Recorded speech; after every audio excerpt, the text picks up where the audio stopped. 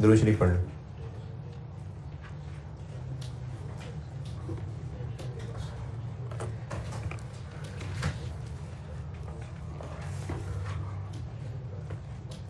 एक सवाल होमवर्क कहा था, अगर किया हो ट्राई तो अच्छी बात। किया है ट्राई? नहीं, वो बहुत मसले हैं। हाँ वो होंगे।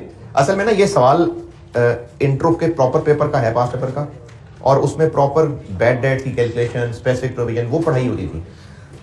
तो ये सवाल चूंकि है ही इंट्रो का और उस इंट्रो में ही बैड डेट का चैप्टर था, तो इसलिए उसकी कैलकुलेशन उसने अंदर मिस की हुई थी। तो मैं समझा जरूर देता हूँ, लेकिन इस प्रोविजन कैलकुलेशन की ज़्यादा टेंशन नहीं लेनी, क्योंकि अब आपको ये उस तरह से कॉम्प्लिकेटेड कैलकुलेशन नहीं होगी टेस्ट, क्योंकि ये असल में इंट्रो का सवाल था और उस इंट्रो ही में बैड डेट भी होता था चैप्टर, तो इसलिए वो ज़्यादा कॉम्प्लिकेटेड है। बैड डेट की कैलकुलेशन के अलावा बाकी जो एरर्स हैं 2, 3, 4, 5, 6, इनमें अगर इशू है तो वो मैं बिल्कुल तसल्ली से डिस्कस कर रहा हूँ। वैसे तो मैं पॉइंट 1 भी कर रहा हूँ, लेकिन ये ज़्यादा इंपॉर्टेंट है। अगर आपसे नहीं हुए तो ये फिक्र की बात होनी चाहिए। किया है सवाल तो मैं डिस्कस कर रहा हूँ। क्वेश्चन नंबर 10 होमवर्क दिया था मैंने, और रिक्वायरमेंट ए में रेक्टिफाइंग एंट्रीज मांगी हैं। नंबर 1, डेटर्स का बैलेंस दिया हुआ है, प्रोविजन का बैलेंस दिया हुआ है। इट वाज नोटेड, पहला बुलेट पॉइंट, 2.5 लाख का एक बैलेंस है जो पिछले सालों में कभी राइट ऑफ हो गया था, इस साल उससे पैसे मिल गए, तो बैड डेट रिकवर्ड। तो जितने पैसे मिले कैश डेबिट और बैड डेट रिकवर्ड क्रेडिट होना चाहिए था। इसमें सिर्फ एक वर्ड कंफ्यूज करता है और बच्चे से धोखा खा के इसको डिस्काउंट अलाउड समझना शुरू कर देंगे। ये 20% डिस्काउंट के वर्ड का मतलब नहीं कि यहाँ डिस्काउंट अलाउड आने लगा है। ये बैड डेट राइट ऑफ हो चुका हुआ था, an old outstanding balance which was return of previously. Return of debtor से निकल चुका था, जब डेटर से ही खत्म हो चुका था तो डिस्काउंट अलाउड नहीं होगा इसमें। ये सिर्फ इतनी सी बात है कि डेट था कितना, वो आया वापस बंदा, उसने माफी मांगी, उसने कहा जी मैं पैसे देने को तैयार हूं, बस आपकी मेहरबानी, आपने मुझसे पूरे पैसे ना लें, बाकी माफ कर दें। तो हमने उसको 20% माफ कर दिया और 2 लाख उससे रिसीव कर लिए। ये मतलब है 20% डिस्काउंट का। तो फाइनली 2 लाख दे के सेटल हो गया मामला। अब ये कैश डेबिट और बैड डेट रिकवर्ड क्रेडिट होना चाहिए था, अकाउंटेंट ने फिर से डेटर क्रेडिट कर दिया। तो debtor debit, bad debt recovered credit, ये 2 लाख है। हाँ जी, debtor debit, bad debt recovered credit. जो सामने क्लास में बैठे हुए लोग हैं, आप पूछेंगे नहीं तो मुझे मसला नहीं पता चलेगा। Bad debt debit, debtor debit, bad debt recovered credit 2 lakh, okay? नहीं ओके? ओके। दूसरा बुलेट पॉइंट, परचेज रिटर्न थी 5 लाख की। अच्छा अब देखिए, आपने ना अकाउंटेंट बन के सिस्टम को सामने रखते हुए कि एरर कहां पर हुआ है, सिस्टम में एरर कहां पर हो रहा है, और उसके मुताबिक भी अकाउंटेंट से गलती एक्सपेक्ट करना। ये नहीं कि उसने जान जान के पंगे लिए हैं, गलती। परचेज रिटर्न थी, परचेज रिटर्न होती है creditor debit, purchase returns credit. जब इसको वो पोस्ट करने लगा होगा तो परचेज रिटर्न के अकाउंट में उसने क्रेडिट करना होगा और क्रेडिटर के अकाउंट में डेबिट करना होगा। अब इस बुलेट पॉइंट में ना ये नहीं लिखा,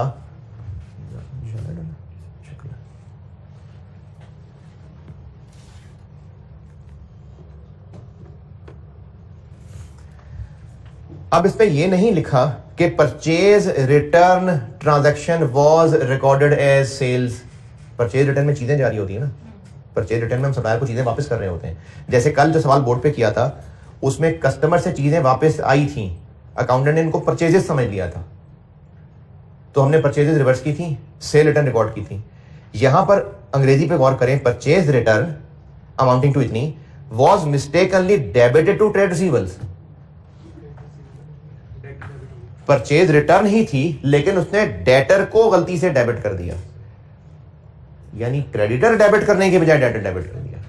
क्योंकि वो डेबिट करने जा रहा था एक पार्टी डेटर को, क्रेडिटर को, तो उसने गलती से डेटर को डेबिट कर दिया। ये ठीक है, सिर्फ उसने मिस्टेकनली डेटर डेबिट कर दिया, किसकी जगह, क्रेडिटर की जगह डेटर डेबिट कर दिया। तो क्रेडिटर अब डेबिट कर देते हैं और डेटर क्रेडिट कर देते हैं। Bullet point 2। तीसरा बुलेट पॉइंट, 80,000 रुपये ड्यू है और ये बैंकरप्ट हो गए और बस इनसे अब कुछ नहीं मिलना, तो bad debt debit debtor credit. Provision फिर मैं अभी बाकी एरर्स पहले बता दूं, फिर प्रोविजन बता देता हूं, पहले बाकी एरर्स पे आते हैं। पॉइंट नंबर 2, मैंने आपको इन्वेंट्री चैप्टर की ना एंट्रीज कराई थी और उनमें से पीरियोडिक को ज़्यादा फोकस करना है क्योंकि FR1 में पीरियोडिक लिखा भी हुआ है, वैसे पीरियोडिक इन्वेंट्री मेथड कॉस्ट के लिए परपेचुअल ज़्यादा ज़रूरी है। जो लोग कॉस्ट पढ़ रहे हैं, इन्वेंट्री की परपेचुअल बेसिस ज़्यादा इंपॉर्टेंट है कॉस्ट के लिए, और FR1 के लिए पीरियोडिक। उनमें एक एंट्री थी गुड्स लॉस्ट की, और है आपके पास नोटेड, परचेजेस क्रेडिट और एबनॉर्मल लॉस डेबिट किया था मैंने, या शायद गुड्स लॉस डेबिट किए होंगे। Good loss debit, purchases credit. हुआ ये था कि इस साल कुछ गुड्स खराब हो गई थी, ज़ाया हो गई थी, और 1,80,000 रुपए की थी। तो गुड्स लॉस्ट की एंट्री एबनॉर्मल लॉस या गुड्स लॉस्ट डेबिट और परचेजेस क्रेडिट, ये मैंने आपको इन्वेंट्री की एंट्री में कराई है, लिखी होगी आपके पास नोट्स में। 1,80,000 ये होना चाहिए था। फिर जब इंश्योरेंस वालों ने इसके क्लेम में 1.5 लाख दे दिया तो हमें लगता था 1,80 डूब गया, लेकिन जब इंश्योरेंस वालों से 1.5 लाख मिल गया तो जो एक्सपेंस पूरा बना चुके हैं 1.5 लाख रिकवर हो गया, तो एक्सपेंस क्रेडिट कर देना। तो expense credit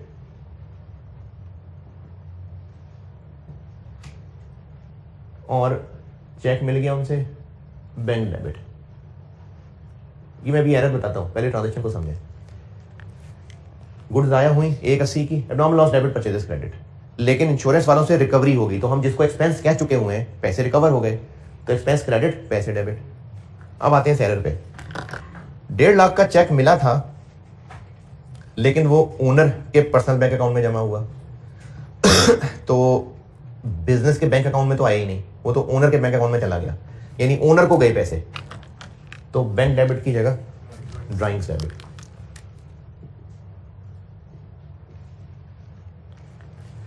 no entries have been made, तो लॉग कर दो। ये एरर 2 है। इंश्योरेंस क्लेम रिसीवेबल तो अब जरूरत ही नहीं रही ना, मिल गए।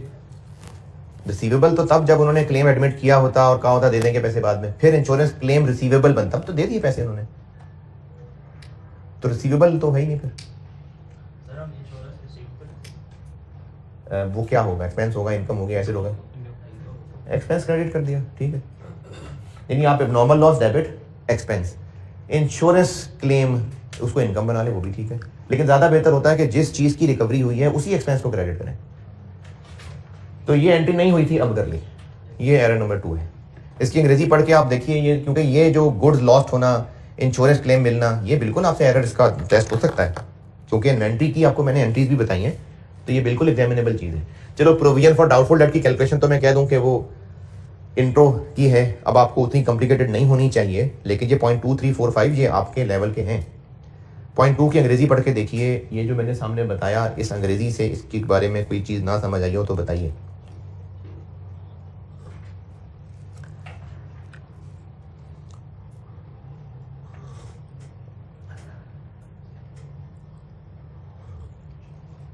जी,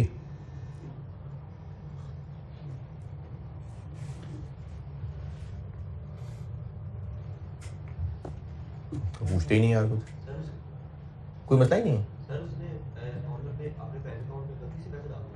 चाहे गलती से गए, चाहे जानबूझ के गए, बिजनेस के बैंक अकाउंट में तो नहीं आए ना, तो बिजनेस का बैंक तो नहीं डेबिट हो सकता। ओनर के बैंक अकाउंट में चले गए, चले गए, तो ड्राइंग डेबिट। ओनर को एहसास हो जाएगा, कल को पैसे वापस कर देगा, तो बैंक डेबिट और कैपिटल क्रेडिट कर लेंगे।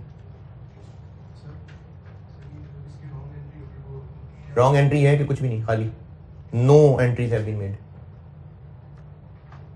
हुआ ही नहीं ना, कुछ किया ही नहीं, no entries have been made. हाँ, तो ये वही तो है, ये इन्वेंट्री लॉस और ये क्लेम है। वो कह रहा है ना ही इन्वेंट्री लॉस की एंट्री की है और ना ही ये जो इंश्योरेंस क्लेम मिला है इसकी एंट्री की है।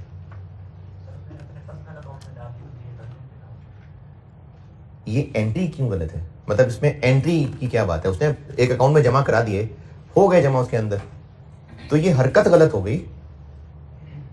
एंट्री तो वही करेंगे जो हुई है हरकत। देखें, उसको एक अकाउंटेंट को कहा कि तुमने ना कस्टमर से चेक लेके आना है और अकाउंट में जमा कराना है। कस्टमर से चेक लेके अकाउंट में जमा करा दें, एंट्री हो जाएगी, bank debit, debtor credit. Accountant भूल गया, वो गया कैश पकड़ा और ऑफिस कैश ले आया, हो गई अकाउंटेंट से गलती, फिर भी हम जबरदस्ती बैंक डेबिट करें, वो गलती होगी उससे, तो उसकी रेक्टिफिकेशन कर दें। कैश लाया तो कैश ही डेबिट होगा। रेक्टिफिकेशन तो उनकी कर रहे होते हैं जो अकाउंटिंग करने की गलतियां हैं। अब अकाउंटेंट गलती से कैश ले आया तो कैश ही ले आया ना, कैश डेबिट और डेटर क्रेडिट। तो यहां पर ये पैसे हमारे बैंक में जमा होने चाहिए थे, गलती से सही ओनर के पर्सनल में हो गए, लेकिन हो गए ना जमा उसके अकाउंट में। तो बिजनेस पॉइंट ऑफ व्यू से तो यही है कि ओनर को चले गए पैसे, तो drawing debit. Point number 3, accumulated depreciation का जो बीडी लिखना था वो गलत लिख लिया। The opening balance of accumulated depreciation was brought forward as 280, जबकि असल में वो 820 था। कम कर दिया, ज्यादा कर दिया? एक्यूमुलेटेड डेप्शन कम आ गई इससे। अकाउंटेंट को नहीं अभी नहीं ज्यादा कर रहे, अकाउंटेंट को भी यही लगा था कि ज्यादा कर देते हैं, तो अकाउंटेंट ने सोचा कि एक्यूमुलेटेड डेप्शन को ज्यादा ही करना है ना, उसने और डेप्शन चार्ज कर दी। देखें, एक्यूमुलेटेड डेप्रिसिएशन का अकाउंट बनाया, उसमें जो बीडी लिखा था वो 820 लिखना था, 280 लिख दिया, तो एक्यूमुलेटेड डेप्शन का बीडी थोड़ा आ गया। जब ईयर एंड पे क्लोजिंग निकलेगा तो वो भी थोड़ा ही आएगा। तो अकाउंटेंट को इस गलती का खुद एहसास हुआ और उसने कहा एक्यूमुलेटेड थोड़ी आ रही है और डेप्शन चार्ज कर देते हैं। उसने डेप्रिसिएशन और चार्ज कर दी, depreciation expense debit, accumulated depreciation credit. The error was tried to be corrected, कैसे? विद द डिफरेंस, यानी 280 और 820 कितना? By crediting accumulated depreciation and debiting depreciation expense. यानी अकाउंटेंट को लगा कि उसने चूंकि एक्यूमुलेटेड डेप्शन कम लिख दी है तो चलो डेप्रिसिएशन की एंट्री और कर देते हैं, ठीक हो जाएगी। मैं क्या बोला? 5। अब इसमें ये तो चलो ठीक हो गया, एक्यूमुलेटेड डेप्शन में क्रेडिट कम लिखा गया था और क्रेडिट कर दिया, ये एम ही बैठे बैठे एक्सपेंस बना दिया। एक्सपेंस तो है ही नहीं, तो ये रिवर्स कर देंगे। ये ठीक है, ये ठीक है, बस ये रिवर्स कर देंगे और साथ फिर सस्पेंस डेबिट आ जाएगा। अच्छा, अगर पॉइंट 3 पहला सेंटेंस फुल स्टॉप, बस वहीं खत्म हो जाती बात। Opening balance of accumulated depreciation was brought forward as इतना इंस्टेड ऑफ इतना, फुल स्टॉप, खत्म है। तो एक्यूमुलेटेड डेप्शन को और क्रेडिट कर देते, सस्पेंस डेबिट कर देते। अभी एक्यूमुलेटेड को इसलिए ठीक नहीं कर रहे क्योंकि उसने ठीक कर लिया, ये गलती कर गया, तो डेप्रिसिएशन एक्सपेंस क्रेडिट और suspense debit. Point number 4, goods खरीदी थी और हम तक पहुंच भी गई थी, लेकिन उसने परचेजेस रिकॉर्ड ही नहीं की, तो अब रिकॉर्ड कर लें, परचेजेस डेबिट, क्रेडिटर्स क्रेडिट। और जिनको लग रहा है कि रिकॉर्ड कर तो नहीं है, वो अगले साल में की हैं। हम इस वक्त 2019 की बात कर रहे हैं, तो वो जो अगले साल में उसने रिकॉर्ड कर ली हैं, अगले साल में वो रिवर्स करेंगे। आपसे सिर्फ 19 की रेक्टिफाइंग एंट्रीज पूछी हैं। 19 की रेक्टिफिकेशन ये होगी कि परचेजेस रिकॉर्ड करेंगे। आपसे नहीं पूछा, वैसे बता रहा हूं। अकाउंटेंट फिर 2020 में क्या करेगा? वो जो एंट्री कर चुका है गलती से, वो रिवर्स करेगा। लेकिन आपसे बस 19 की रेक्टिफिकेशन पूछी है, और 19 की रेक्टिफिकेशन ये है कि परचेजेस की एंट्री नहीं हुई, तो अब कर लें परचेजेस डेबिट, क्रेडिटर्स क्रेडिट। और लास्ट, आपको पीरियोडिक सिस्टम पढ़ाते हुए क्लोजिंग स्टॉक की कहानी ये बताई थी कि साल के एंड पे फिजिकली काउंट किया जाता है, उसकी वैल्यू कैलकुलेट होती है, और फिर उस वैल्यू की बाकायदा डबल एंट्री होती है। क्या एंट्री होती है, अगर याद हो जरा जरा सी?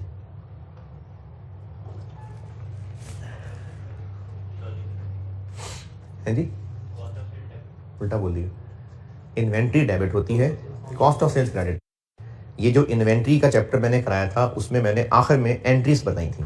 पीरियोडिक का कॉलम था, परपेचुअल का कॉलम था, और ये कहा भी था कि ये पीरियोडिक वाली आखिरी एंट्री याद रखिएगा, ये रेक्टिफिकेशन में काम आएगी। तो क्लोजिंग स्टॉक पीरियोडिक सिस्टम में एंट्री होती है इन्वेंट्री डेबिट और cost of sales credit. Last error ये है कि हमारे पास कुछ चीजें अमानत के तौर पे पड़ी थी, थर्ड पार्टी स्टॉक किसी का था, हमारी प्रेमिसेस में पड़ा हुआ था, वो इन्वेंट्री में काउंट हो गया। हमारी चीजें हैं ये, लेकिन इन्वेंट्री गिनने वाले ने इनको भी गिन लिया, तो क्या हुआ होगा? क्लोजिंग स्टॉक ज्यादा गिना गया होगा, inventory debit cost of sales credit ज्यादा अमाउंट से हो गई होगी, तो रिवर्स कर दें, तो कॉस्ट ऑफ सेल्स वापस डेबिट और इन्वेंट्री क्रेडिट। ये लास्ट एरर था। आपके ठंडे रिस्पॉन्स से लग रहा है कि आपने नहीं किया ये सवाल। सच्ची सच्ची। प्रोविजन फॉर डाउटफुल डेट की कैलकुलेशन बहरहाल बता देता हूं जिससे नहीं हुई होगी। जो डेटर्स का ऊपर बैलेंस आ रहा है ये भी गलत है, इसमें हमने बीच एडजस्टमेंट्स किए हैं। और जो provision for doubtful debt 4 lakh आ रहा है फिर वो भी चेंज होगा। तो इन दोनों गिवन को वर्किंग में स्टार्ट किया, जो एरर्स ठीक किए वो उसमें एडजस्ट किए और फाइनल डेटर्स आ गए वर्किंग में। सही डेटर्स फाइनल कितने निकल आए? 2120। अब बता रहा हूँ तो सुन नहीं रहे यार, प्रोविजन की कैलकुलेशन बता रहा हूँ। डेटर्स जो सवाल में गिवन है 25 लाख, उनमें हमने एडजस्टमेंट्स की हैं तो सही डेटर्स निकाल लेते हैं। वो सही वाले डेटर्स निकल आए 2120। इन 2120 के ऊपर प्रोविजन कैलकुलेट होनी है। कैसे? इनमें से 6 लाख पे 25% और बाकी पे 5%। ये 0.2 से ऊपर वाली कहानी है। Provision for doubtful date maintain होती है 25% उन डेटर्स के लिए जो 6 महीने से ज्यादा पुराने हैं। और वो उसने कहा कि टोटल 6 लाख रुपए ऐसे हैं जो 6 महीने से ज्यादा पुराने तो 6 लाख पे 25% और 21-20 में से जो बाकी रह गए उन पे 5%। ये की हुई है प्रोविजन कैलकुलेट। और जो मजीद जो कम करनी है उसकी एंट्री कर दी। वर्किंग 1 वर्किंग 2 यही किया हुआ है।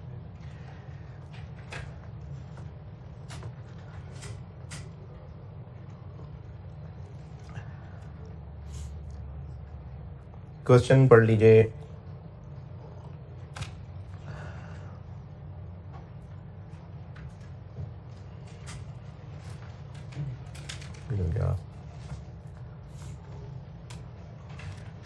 क्वेश्चन 6।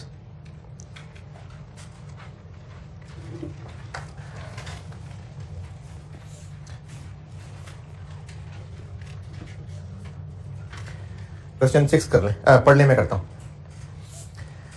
अच्छा, एंट्रीज काफी सारी प्रैक्टिस हुई है, अभी और भी करानी है। और कल मैंने एक सवाल में और इस सवाल में भी प्रॉफिट की एडजस्टमेंट भी बताई थी। इस सवाल ये जो होमवर्क वाला है इसमें भी, और जो कल मैंने बोर्ड पे सिखाया था उसमें भी रेक्टिफाइंग एंट्रीज भी सोल्यूशन में की हुई थी। तो रेक्टिफाइंग एंट्रीज अगर कर ली हुई हैं सोल्यूशन में, फिर प्रॉफिट ठीक करने को कहा है, तो क्या तरीका है? जो हमने अपनी रेक्टिफाइंग एंट्रीज में P&L आइटम डेबिट की हुई है वो लेस कर देंगे, और जो क्रेडिट की हुई है ये तो तब आसानी आएगी अगर रेक्टिफाइंग एंट्रीज की हुई हैं सवाल में। अब अगर सवाल में रेक्टिफाइंग एंट्रीज मांगी ही नहीं है, सिर्फ प्रॉफिट देके पूछा है सही कर दें, तो दो तरीके हैं। या तो आप रफ वर्किंग में रेक्टिफाइंग एंट्रीज बना लें, फिर रेक्टिफाइंग एंट्रीज को देख के प्रॉफिट ठीक कर लें, या फिर जबानी सोच के प्रॉफिट ठीक कर लें। तो मैं आपको जबानी सोच के भी करने की प्रैक्टिस करा देता हूं और रेक्टिफाइंग एंट्रीज के जरिए भी करा देता हूं। तो ये वाला सवाल करते हैं जिसमें डायरेक्टली प्रॉफिट ठीक करने को कहा था। क्वेश्चन 6 पढ़ने करता हूं।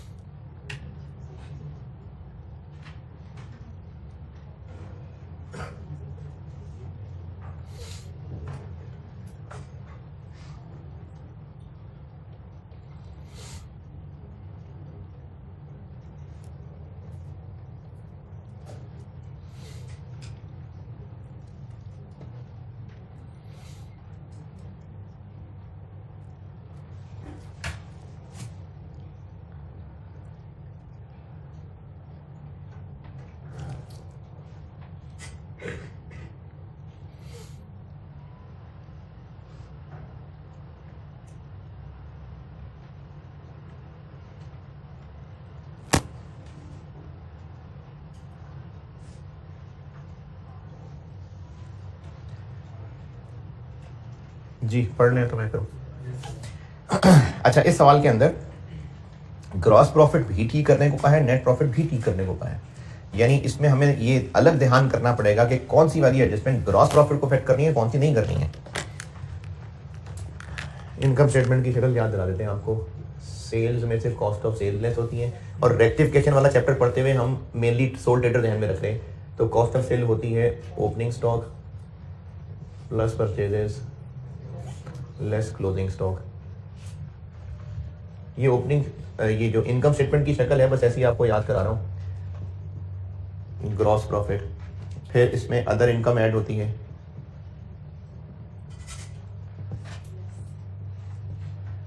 ऑपरेटिंग एक्सपेंसेस लेस होते हैं। ये बिल्कुल शुरू में नन्हे मुन्ने होते थे आप लोग, तब मैंने एक इनकम स्टेटमेंट का फॉर्मेट दिखाया था और सवाल भी कराए थे एक दो। ये होता है नेट प्रॉफिट, ये इनकम स्टेटमेंट है। कंपनी की इनकम स्टेटमेंट में ये इतनी डिटेल्स नहीं आ रही होती, वो कैश फ्लो के सवालों में भी उसकी शक्ल आती रही है सामने। वो एरर जो इधर कहीं इफेक्ट किया होगा इधर, उससे जीपी पे क्या असर पड़ेगा? जो इधर कहीं एरर हुआ होगा, तो यहां और यहां होने वाले एरर सिर्फ नेट प्रॉफिट को अफेक्ट किए हुए हैं, जीपी को नहीं। और इधर जो एरर हुए हैं वो दोनों को अफेक्ट किया हुआ है।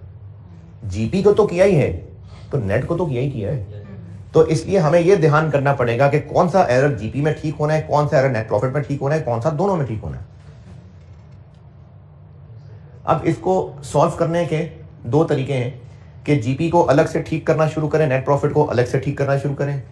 जो एरर सिर्फ जीपी को अफेक्ट करता है उसको जीपी वाली कैलकुलेशन में लिखेंगे, जो नेट प्रॉफिट को अफेक्ट करता है सिर्फ उसको नेट प्रॉफिट में लिखेंगे, और जो दोनों को अफेक्ट करता है दोनों में लिखेंगे।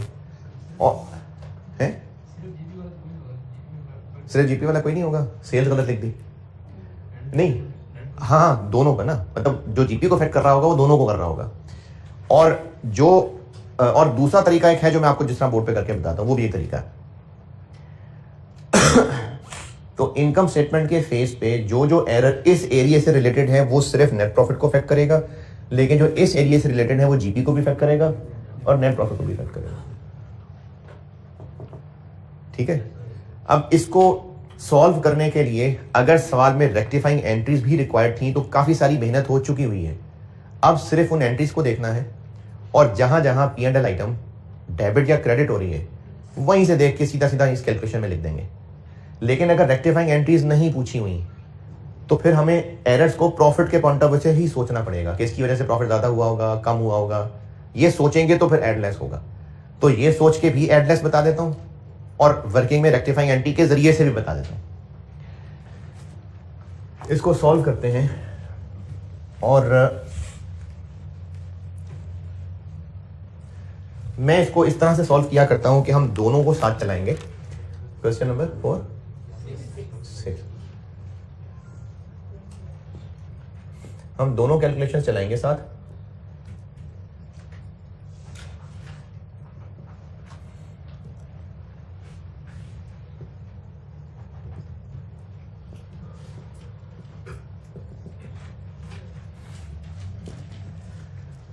ये एक फ्रेम में दोनों आएंगे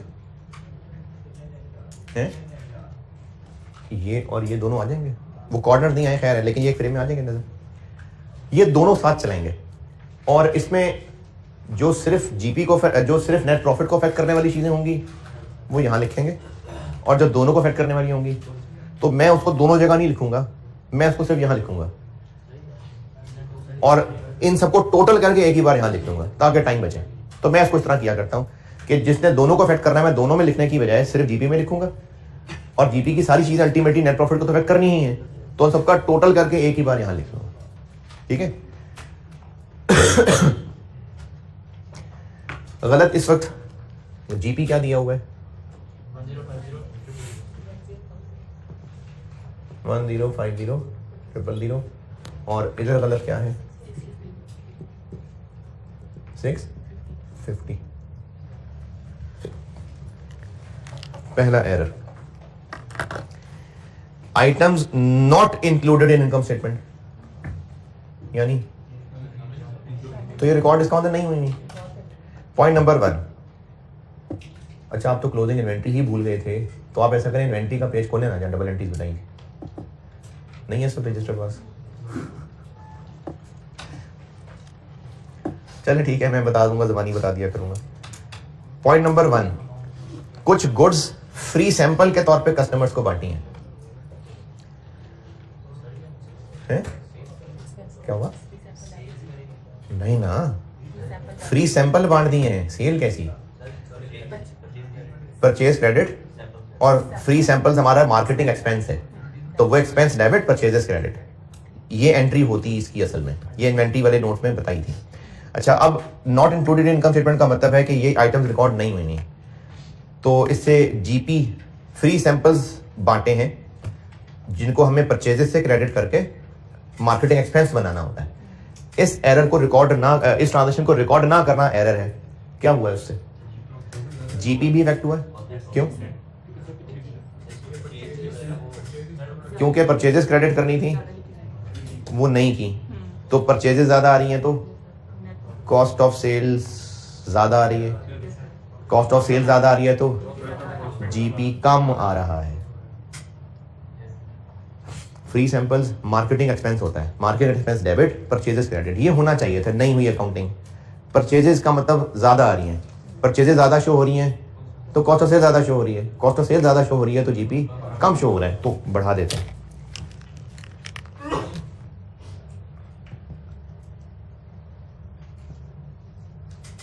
कितनी?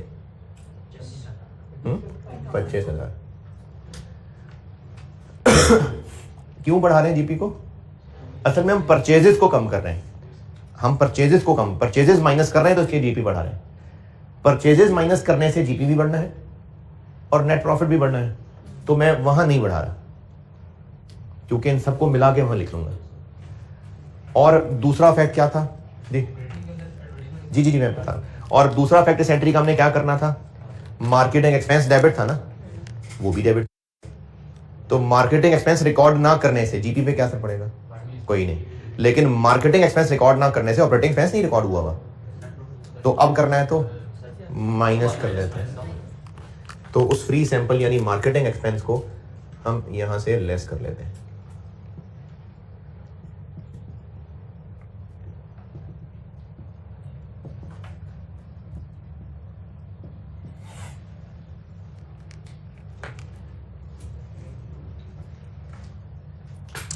जी अच्छा, यही चीज अगर एंट्री के हिसाब से सोचें तो इस चीज को रिकॉर्ड नहीं किया हुआ, यानी एंट्री नहीं की हुई, अब कर लें marketing expense debit, purchases credit. Purchases cost of sale item है, क्रेडिट करने का मतलब है कि हमने प्रॉफिट जीपी को बढ़ाना है, वो देखिए बढ़ा दिया जीपी को। मार्केटिंग एक्सपेंस डेबिट यानी प्रॉफिट को ये कम कर दिया। तो आप रेक्टिफाइंग एंट्री के हिसाब से भी सोचते रहें, वो भी फायदा है, और डायरेक्टली भी सोचें। अच्छा, ये जो 25,000 ये लिखा है ना ऐड, ये भी यहां भी इफेक्ट करेगा ये, क्योंकि जीपी इफेक्ट होगा तो अल्टीमेटली नेट प्रॉफिट भी इफेक्ट होगा। लेकिन मैं कह रहा हूं कि सारी लाइनें एक एक करके दोबारा यहां लिखने की बजाय इनका टोटल करके एक ही लाइन यहां लिख देंगे कि चेंज इन या एडजस्टमेंट इन जीपी। इसलिए जो लाइन यहां आनी है ना, वो यहां भी आनी है, लेकिन बार बार लिखने की बजाय इनको टोटल करके यहां लिख लें। और यहां कौन सी लाइनें आनी? जो सिर्फ जीपी के नीचे वाले एरर है, जो जीपी के नीचे वाला पोर्शन है, अदर इनकम और ऑपरेटिंग एक्सपेंसेस, उनके एरर यहां ठीक होने। अच्छा, अगर सवाल होता ही सिर्फ नेट प्रॉफिट ठीक करने का, फिर तो सारे ही इधर आने थे। ये तो भी सवाल जीपी और नेट में तोड़ दिया है, इसलिए हमने इसको तोड़ा है। अगर सवाल होता ही सिर्फ नेट प्रॉफिट ठीक करने का, तो फिर एक ही वर्किंग होती है और सारे एरर यहां ठीक होते हैं। और अगर सवाल सिर्फ जीपी ठीक करने का होता, तो सिर्फ एरर भी हम सेल्स, कॉस्ट ऑफ सेल्स वाले ठीक करते बस, क्योंकि ऑपरेटिंग एक्सपेंस रिकॉर्ड नहीं हुआ, तो इससे जीपी पे क्या फर्क पड़ा। तो इसलिए अगर सिर्फ जीपी ठीक करने का सवाल है तो सिर्फ ये कैलकुलेशन है, और सिर्फ कौन से एरर यहां ठीक करने? सेल, कॉस्ट ऑफ सेल वाले। अगर सिर्फ नेट प्रॉफिट ठीक करने का सवाल है तो ये कैलकुलेशन है और सारे एरर ठीक करने हैं। और अगर जीपी एनपी दोनों ठीक करने को कहा है तो दो अलग वर्किंग कर लें। जीपी यानी सेल्स, कॉस्ट ऑफ सेल वाले यहां लिखें, और उसके नीचे वाले जो होते हैं यानी अदर इनकम, अदर एक्सपेंसेस, वो यहां लिखें। दूसरा पॉइंट, गुड्स 10,000 की ओनर ले गया और ये रिकॉर्डिंग नहीं हुई, तो रिकॉर्डिंग करें तो ये होती है ड्राइंग्स डेबिट, परचेजेस क्रेडिट, यानी परचेजेस क्रेडिट नहीं की हुई। तो अब करेंगे तो ऐड,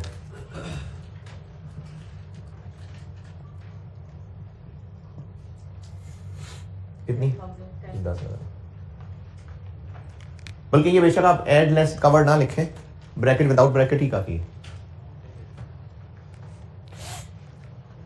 और ड्राइंग्स डेबिट एक्सपेंस है, नहीं वो कैपिटल में कमी है, तो उधर वाले में क्या करूं, कुछ भी नहीं। And goods having sale value of 2500 were used for office repairs. यानी कुछ चीज, जैसे एक बिजनेस है जो ये लाइटें और ये हार्डवेयर स्टोर है, इलेक्ट्रिक स्टोर है, ये लाइटें वगैरह बेचते हैं, पंखे बेचते हैं, तो उस शॉप पे ही एक लाइट खराब हो गई तो वही रैक से निकाल के बल्ब ऊपर लगा लेगा। अब वो रैक में सारी चीजें रखी उसने बेचने के लिए थी, वो उसकी इन्वेंट्री थी, लेकिन उसकी ऑफिस में ही बल्ब खराब होने से वो इन्वेंट्री से बल्ब निकाला और ऊपर छत पे लगा लिया। तो अब ये जो इन्वेंट्री से बल्ब निकाल लिया, ऑफिस में रिपेयर्स में यूज कर लिया, इसकी क्या एंट्री होनी चाहिए, ड्राइंग्स कहां से, रिपेयर्स डेबिट, और ये चीजें खरीद के रखी हुई थी, परचेजेस क्रेडिट, स्टोर से चीजें निकाल के गरीबों को बांट देना, donation debit, purchases credit, store से चीजें निकाल के फ्री सैंपल बांट देना, free sample marketing expense debit, purchases credit, store से चीजें निकाल के ओनर को दे दी, drawings debit, purchases credit, store से चीजें निकाल के ऑफिस रिपेयर में इस्तेमाल कर ली, तो office repair debit, purchases credit. नहीं की रिकॉर्डिंग, अब कर लें, तो परचेजेस क्रेडिट तो यहां ऐड कर लेते हैं,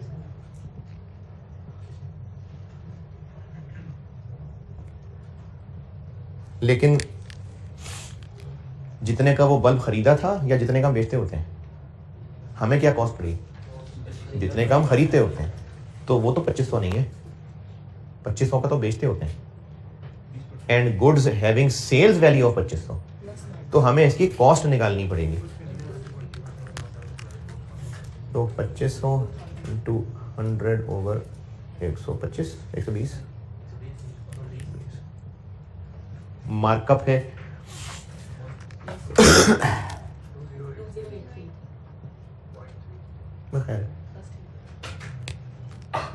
और ऑफिस रिपेयर्स डेबिट होना चाहिए था,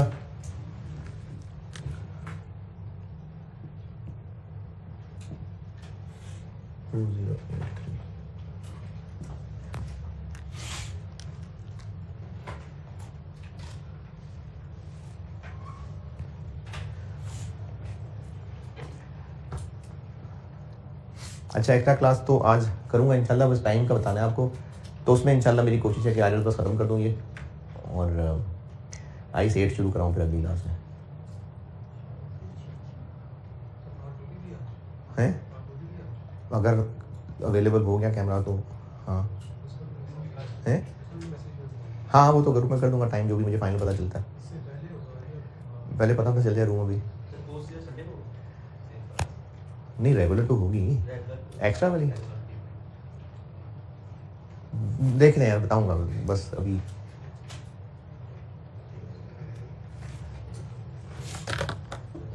पॉइंट नंबर 2 तक ये बड़े ठंडे ठंडे बैठे हुए हैं आपको, जी सर, यस सर, नहीं सर नहीं।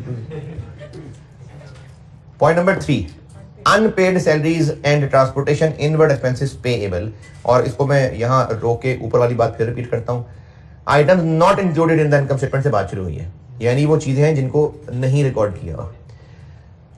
तो साल के एंड पे कुछ मजीद सैलरीज थी, चूंकि पे नहीं हुई थी इसलिए अकाउंटेंट ने इनको लिफ्ट नहीं कराई, कुछ ट्रांसपोर्टेशन के एक्सपेंसेस थे, चूंकि पे नहीं हुए थे इसलिए अकाउंटेंट ने इनको लिफ्ट नहीं कराई। ये कैसे पता चल रहा है, item not included in income statement, तो अकाउंट फॉर नहीं हुई तभी तो शामिल नहीं है इनकम स्टेटमेंट में। तो पॉइंट नंबर 3, इनकी नहीं हुई भी अकाउंटिंग, होती तो क्या होती, सैलरीज एक्सपेंस डेबिट, कैश कहां से, पेएबल ना, क्योंकि अनपेड है, तो salary expense debit, salary payable credit, transportation expense debit, payable credit. Salaries ये नॉर्मली ऑफिस के लोगों के लिए ही सैलरी का ही वर्ड यूज हो रहा होता है, तो सैलरीज रिकॉर्ड नहीं हुई, अब कर लें इधर कितनी 20,000 एड लेस और ट्रांसपोर्टेशन इनवर्ड, ये क्या चीज है? Inward, transportation inward. ये हम गुड्स खरीद के लाते हैं, ये उनको लाने का खर्चा है। ट्रांसपोर्टेशन इनवर्ड यानी जो हम गुड्स खरीद के लाते हैं ये वो है। तो ये तो इन्वेंट्री में कॉस्ट का हिस्सा पड़ा हुआ है कि गुड्स हम खरीदते हैं, खरीद के लाते हैं, तो कॉस्ट का हिस्सा है, यानी तो परचेजेस का हिस्सा है। ये गुड्स खरीद के लेके आने का खर्चा है, तो वो तो कॉस्ट ऑफ परचेज का हिस्सा होता है। तो ये परचेजेस में डेबिट होना चाहिए, यानी परचेजेस डेबिट और transportation expense payable credit. Purchases debit होनी चाहिए कि नहीं हुई? अब कर लें ऐड लेस।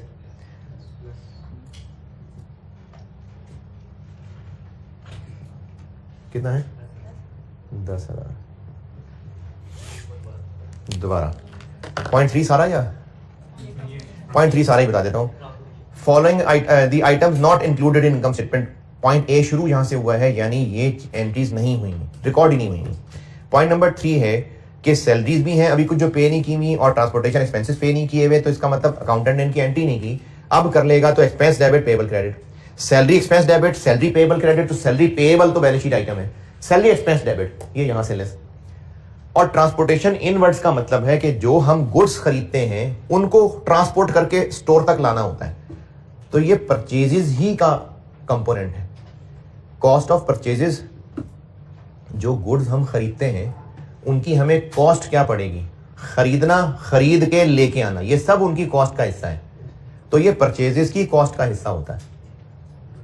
गुड्स को खरीदना जैसे पीपी है ना, खरीद के लेके आना, इंस्टॉल करना, टेस्टिंग करना, ये सब उसकी कॉस्ट का हिस्सा बनता है। तो इसी तरह से गुड्स को भी खरीद के लेके आना, ये सब उसकी कॉस्ट का हिस्सा बनता है। इन्वेंट्री में मैंने आपको जब कॉस्ट और एनआरवी सब चीजें पढ़ाई थी, तो उसमें तब शायद ये बात बताई होगी कि जो है नहीं, I-16 तो पीपी है ना, तो गुड्स की बात हो रही है। तो इन्वेंट्री गुड्स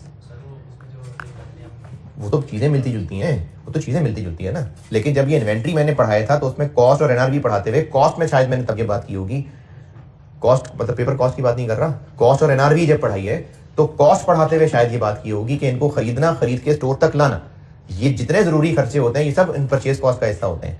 तो 10,000 रुपए परचेज कॉस्ट का हिस्सा बनने वाली चीज है जो रिकॉर्ड नहीं हुई। अब बना लेते हैं। पॉइंट बी, एक पुराना फर्नीचर बेचा था 3,000 रुपए का, entered in sales day book. ये सेल्स डे बुक बतानी आपको क्या चीजें होती हैं, उसमें रिकॉर्ड होने का मतलब है यानी सेल्स रिकॉर्ड कर लिया उसको। सेल्स डे बुक में सेल्स रिकॉर्ड होती है, तो पुराना फर्नीचर बेचना, सेल्स रिकॉर्ड कर लिया, कैश डेबिट सेल्स क्रेडिट कर ली, तो सेल्स तो ये है ही नहीं, तो सेल्स रिवर्स करेंगे तो जीपी से लेस।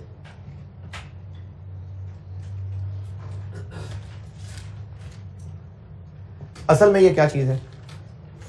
असल में पीपी का डिस्पोजल है। 2,000 बुक वैल्यू वाला था जो 3,000 का बेचा है, तो असल में इस पे 1,000 का प्रॉफिट एंड डिस्पोजल होना चाहिए जो कि अदर इनकम में आना चाहिए था। तो क्या करें, उधर लेंगे।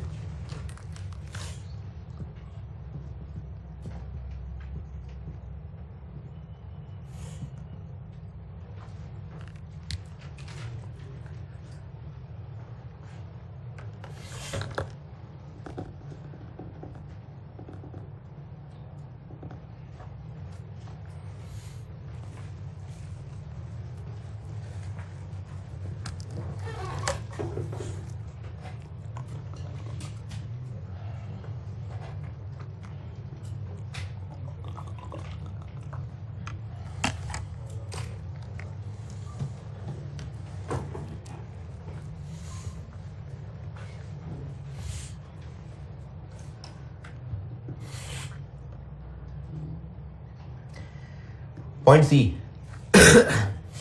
क्रेडिटर को 24,500 दिए थे फुल एंड फाइनल सेटलमेंट, देने 25 थे लेकिन 24,500 देके फुल एंड फाइनल सेटलमेंट हो गई और 500 रुपये डिस्काउंट मिल गया, तो इसको हम डिस्काउंट रिसीव्ड मान लेंगे। ये मैंने खुद ही लाइन ऐड की है इसमें कि डिस्काउंट रिसीव्ड अदर इनकम मानना है इसको। असल में होना ये चाहिए था कि क्रेडिटर डेबिट कितने से? 25,000 से। क्रेडिटर तो 25 था, पैसे कितने दे रहे हैं? तो कैश क्रेडिट 24,500 और डिस्काउंट रिसीव्ड क्रेडिट 500। लेकिन हुआ ये कि उसने 24,500 एक सप्लायर को दिए और परचेजेस में डेबिट कर दिए। यानी उसने समझा सप्लायर को पैसे दे रहे हैं ना तो परचेजेस नहीं होंगी तो परचेजेस में डेबिट कर दिए। असल में क्या होना चाहिए था, creditors debit 25,000, cash credit 24,500, discount received credit 500। उसने 24,500 पे किया और समझा गुड्स खरीदी है, परचेजेस डेबिट कर दी, तो परचेजेस फालतू में डेबिट कर दिए। क्रेडिट कर देंगे तो जीपी में, परचेजेस रिवर्स क्रेडिट कर देंगे तो जीपी में ऐड कर देंगे। कितने से? 24,500, क्योंकि पैसे तो 24,500 दिए, वही परचेजेस में डेबिट किए होंगे। और सही क्या करना चाहिए, डिस्काउंट रिसीव्ड को अदर इनकम बनाना चाहिए, वो यहां बना रहे हैं।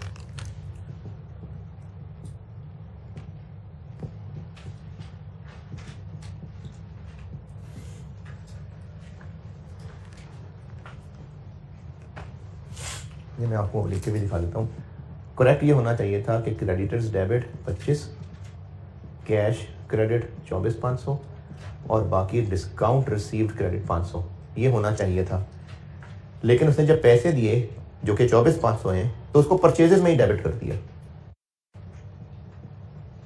ये रॉन्ग है, ये करेक्ट है।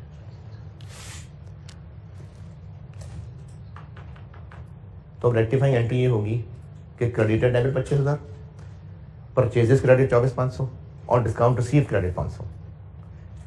क्रेडिटर डेबिट 25,000, कैश ठीक है, creditor debit 25,000, purchases credit 24,500, discount received credit 500। तो परचेजेस क्रेडिट कर दी और डिस्काउंट रिसीव्ड क्रेडिट कर दी।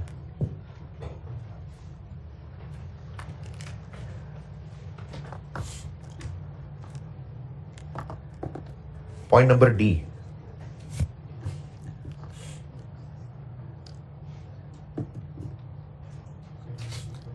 Point number D, sales day book. ये आप एक रजिस्टर है जिसमें सेल्स रिकॉर्ड करते हैं, जर्नल है, सेल्स रिकॉर्ड करते हैं। इसमें सेल्स टोटल ज्यादा हो गया तो रिवर्स कर देते हैं, तो सेल्स कम कर देते हैं।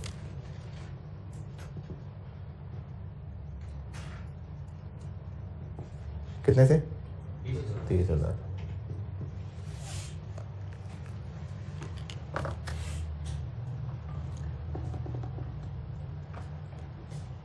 ई, परचेज डे बुक भी आप समझिए परचेजेस।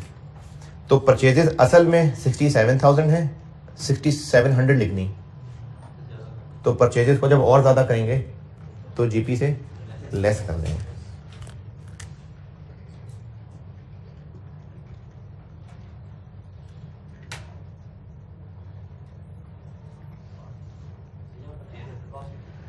कह सकते हैं 60,300, 67,000 करना था, 6700 कर दिया बस, तो 60,300।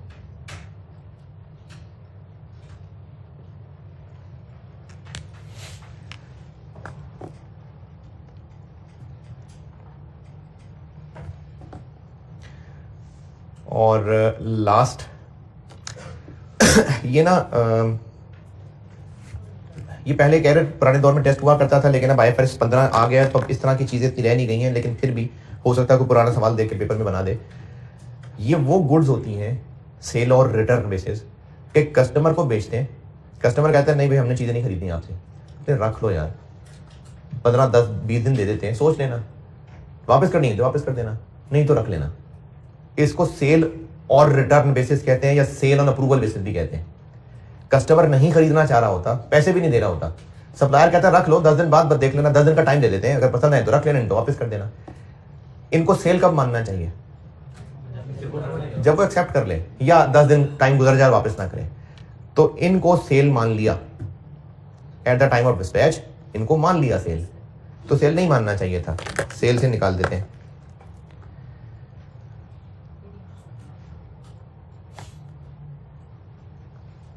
और ये ना पूरी ट्रांजैक्शन ही एक्चुअली हमने इस पूरी ट्रांजैक्शन को सेल मान लिया, और ये चीजें कस्टमर के पास कंसाइनी वही है जो जिसको दी है, कस्टमर के पास पड़ी हुई है कि हमारे पास पड़ी हुई है? हमारे पास क्यों पड़ी होंगी, कस्टमर के पास पड़ी हुई है। तो ये चीजें सेल मान लेनी चाहिए? नहीं, इनको सेल नहीं मानना चाहिए। जब सेल नहीं मानना चाहिए तो फिर ये चीजें किसकी हैं? फिर ये हमारी हैं, पर हमारी इन्वेंट्री में आनी चाहिए, लेकिन पड़ी भी नहीं है हमारे पास, तो हमारी इन्वेंट्री में भी नहीं मानी गई होंगी। तो ये एक्चुअली दो मसले हैं, इनको सेल मान लिया, सेल रिवर्स कर देते हैं, और हमारा क्लोजिंग स्टॉक है नहीं माना, वो मान लेते हैं। तो सेल से रिवर्स करेंगे, और जब अपना क्लोजिंग स्टॉक मानेंगे तो कॉस्ट ऑफ सेल बढ़ जाएगी, कम हो जाएगी।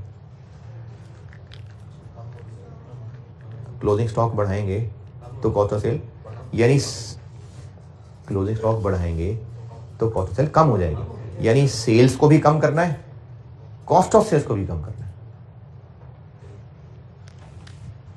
या दोनों को नेट करके कम कर देते हैं बेशक।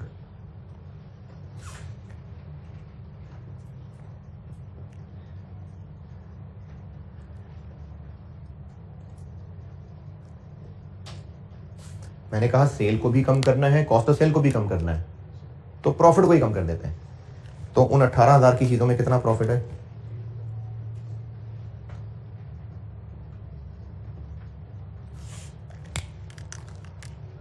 3,000। बस जी, सही। जीपी कितना हो गया?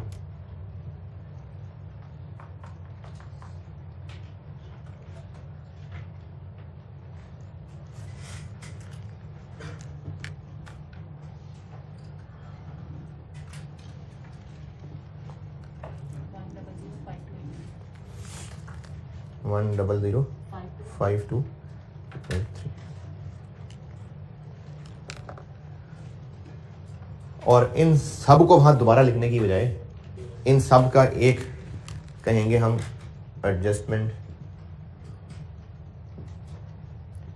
इन जीपी, क्योंकि जो जीपी में एडजस्ट होना है उसने यहां भी आके एडजस्ट होना है। तो वो सारी लाइनें अलग अलग लिखने की बजाय ऐसा करते हैं कि वन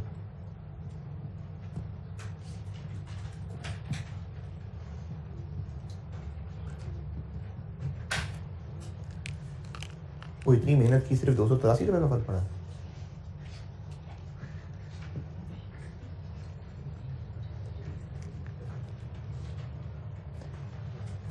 ₹283 बढ़ा दिया ना जीपी, तो वहां भी 283 बढ़ा दिया। ये सब लाइनों का नेट 283 बनता है? किधर 5,000 किधर? अच्छा वो 50,000 है। अच्छा अच्छा अच्छा अच्छा, ये 5 इधर उधर हो गया। कितना बनाइए? कम किया ना हमने, 44 जीपी कम कर दिया हमने। हाँ, ये सारी लाइनें जीपी को अफेक्ट कर रही हैं, इन्होंने नेट प्रॉफिट को भी अफेक्ट करना था, तो या तो सबको दोबारा लिख लें, लेकिन सबको एक ही नेट फिगर बना के एडजस्टमेंट इन जीपी कह के वहां भी कर देते हैं। तो अब इस वक्त सही नेट प्रॉफिट आ जाएगा 5597।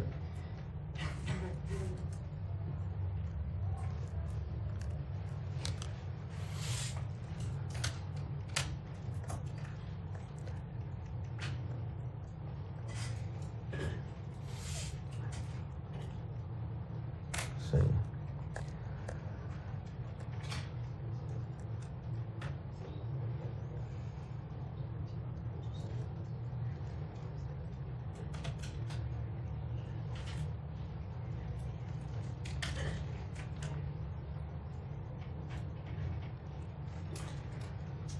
अच्छा जी, अगर तो एक्स्ट्रा क्लास वही शाम में की, दरमियान में किसी को टाइम मिल जाए, या जो ऑनलाइन देख रहा है वो अगली क्लास लगाने से पहले अगर टाइम मिल जाए, क्वेश्चन 8 कर दीजिएगा।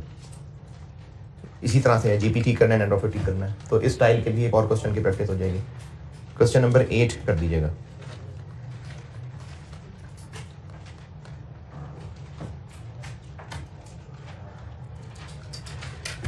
ठीक है, अल्लाह हाफ़िज़।